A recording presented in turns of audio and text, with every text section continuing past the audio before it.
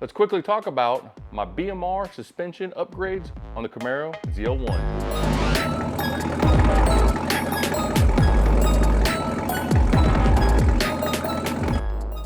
Welcome everyone to the Derpzilla channel, and today, very quick video. It's a follow-up video for my long-running BMR suspension upgrade video series that I did, where I upgraded most of the suspension components on my 2021 Camaro ZL1 with the BMR, mostly non-adjustable parts, and that's one of the things I want to talk about.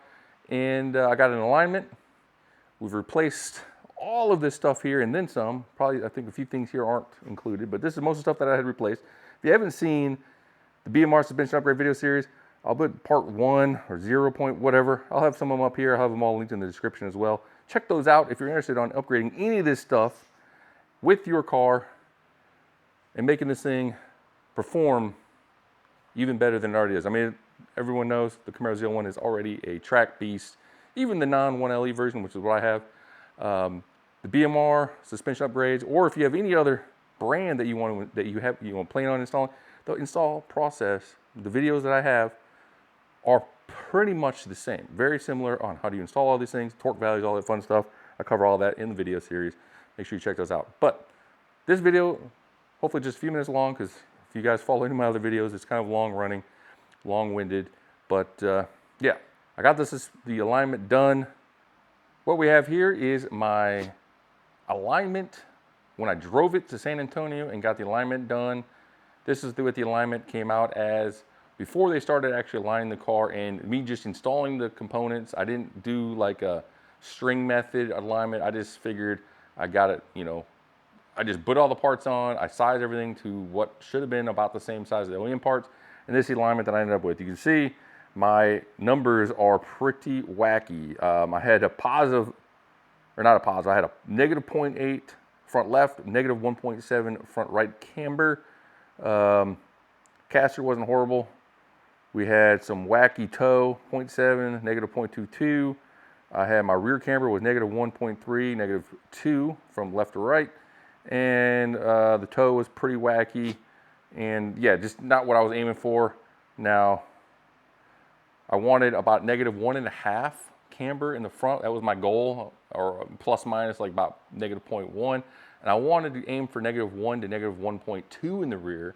I wanted a little bit less negative camber in the rear, simply because I wanted that little extra, pretty much traction for straight line stuff.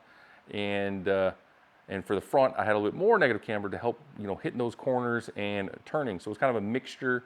I don't plan on really tracking the car. I wanted a nice blend of corner carving, but with also good straight line acceleration. Of course, you want not as much negative camber in the rear if you're trying to, take off from a dig or whatever, because if you have a lot of negative camber, you have a little bit less tire on the ground going straight.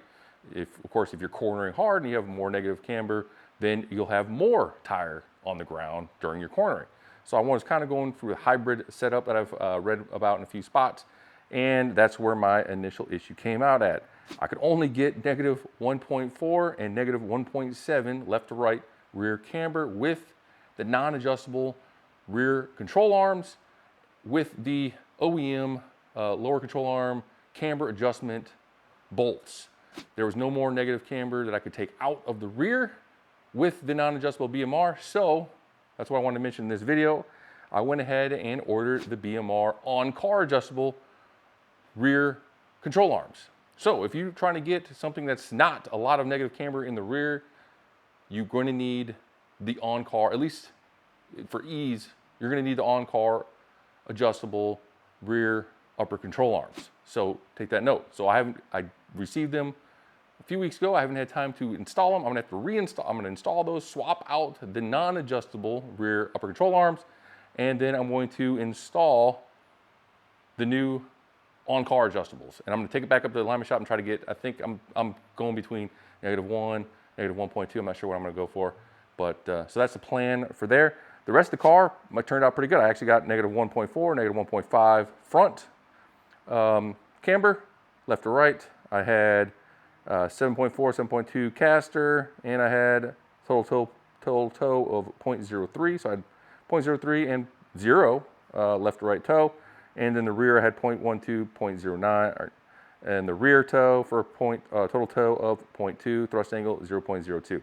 So yeah, alignment turned out good, other than my goal rear rear camber, which I wanted to -1, -1.2. If you guys have a suggestion, but like I said, I'm trying to go more a mix of straight line, kind of dig with some corner carving, but just with, even with the kind of a little higher negative camber than I want in the rear, it still has been, it dry. I've put probably 1,000 miles on since I got it. It corners significantly tighter. I mean, I can feel when I hit those corners, it wants to pull me into the corners, and it wants to, the whole rear feels locked. Now, I don't feel like before, even a straight line, I'd get on it, the car would be very squirrely. It would kind of fishtail a little bit. I'd kind of have to ride the fishtail a little bit, and kind of like, you know, massage the accelerator. Now, if I get on it, and as long as the pavement isn't complete junk, it just like it sticks to it like damn, like a fly in a fly trap. It's hard to explain. I'll have probably some driving videos or whatever maybe soon, once I get the actual rear swapped out as planned. But it just feels locked to the road. If the road starts cornering, it feels like it just wants to go with the road. I barely even have to give it any input. And if I take a sharp turn, it feels like it just snaps me around the turn. It feels pretty much almost exactly how I want it. Like I said, I'm just gonna dial in that rear just a little bit, and I think it'll be perfect for me. Now, if you're tracking it, you're probably gonna wanna run the track alignment. I think it's like -2 or something like that. Yeah, the beauty about having this, you can really, depends on how much adjustability, which adjustable parts, non-adjustable, you can dial it in or not dial it in, whatever. So yeah, I just wanted to talk about that real quick. So overall, I don't know why my screen went out, but super happy with all the suspension parts. I think it turned out great. Kind of expensive, but I think it was worth it. Car handles great. I don't notice a lot of extra road noise. It doesn't feel, you know, it's not too much bumpier. I mean, if I'm hitting some real rough roads, I'll feel it more. I definitely can feel it more than before. But I still have the mag ride. I didn't swap out the coilovers or anything like that. So it's a good mix. Yeah, overall, drivability still is great. It doesn't feel like my old, I had my WRX, super stiff after I changed out the suspension. I felt like any little bump, I felt like I was driving probably worse than the ZL1 1LE suspension. This is like, it's stiffer than the normal ZL1, but it's not, I don't think, as much as the ZL1 1LE. It still keeps the road manners. And yeah, overall, super pleased with it. Anyways, I opened up a second YouTube channel. If you guys are following my videos who are more tech or collectible, manga, gaming, check out that one, ZL1. Link in the description down here.